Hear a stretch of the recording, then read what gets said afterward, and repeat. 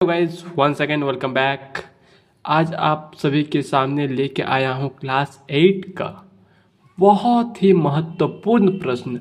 इनमें से ही आपका एग्ज़ाम में आएगा।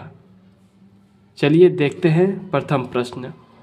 What did Keshav see in the nest? तो क्या देखा था? 3 eggs।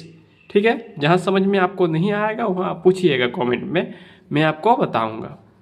What happened when Keshav hand reached the cornic? ठीक, तो क्या हुआ था? The birds flew away, मतलब चिड़िया उड़ गई थी। What is the antonyms of the word moment? क्या होगा? Forever में टिक मारिएगा। ये क्वेश्चन आए तो forever में टिक मारिएगा, क्योंकि एंटोनिम्स मोमेंट का होता है forever।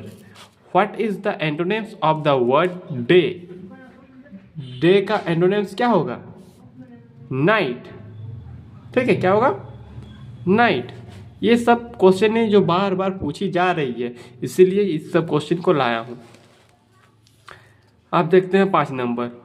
What did they decide to scatter the grain? ठीक है, तो ग्रेन में टिक मारना है।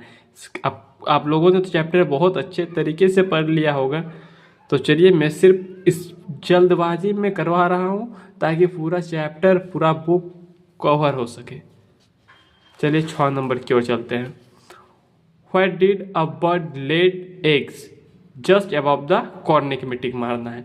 ये क्वेश्चन आपका आएगा ही आएगा, इसीलिए इस सब क्वेश्चन को रट लीजिए, बहुत ही इंपॉर्टेंट प्रश्न है। अब 7 नंबर की ओर चलते हैं।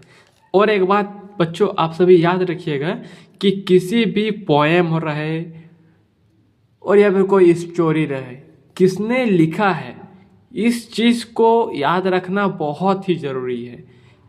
2-3 इस प्रकार का क्वेश्चन रहता ही है, ठीक है, रहता ही है।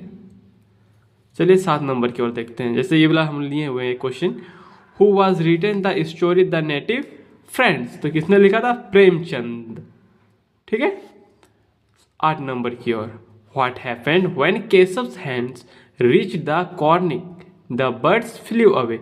ये डबल हो गया शायद, इसके पूर्व भी हम लोग ये क्वेश्चन को देखे थे, है ना। चलिए अब 6 नंबर की ओर चलते हैं। How many eggs did Keshav see in the next? Keshav ने घोंसले पर कितने अंडे को देखा? तो कितना को? 3 में टिक मारिएगा। ठीक है। और एक लास्ट क्वेश्चन की ओर चलते हैं। व्हाई डिड केशव नहीं है, why did Shyama keep quiet in the front of mother? She was scared.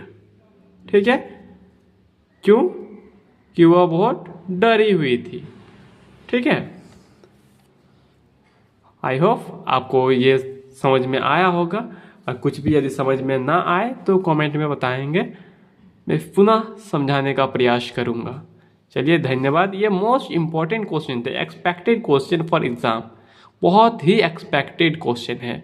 ये करना ना भूले, प्रथम चैप्टर का। इसी प्रकार में हर एक चैप्टर का प्रश्न आपको दूंगा, जिससे आपको मदद मिलेगा एग्ज़ाम में एक अच्छे स्कोर प्राप्त करने में। चलिए धन्यवाद। यदि नए हैं तो चैनल को सब्सक्राइब कर लेंगे, ताकि ऐसा ही वीडियो आपको मिलता रहे और आपका नंबर अच्छा से अच्छा आए। चलिए धन्यवाद। भारत माता की जय। वंदे मातरम।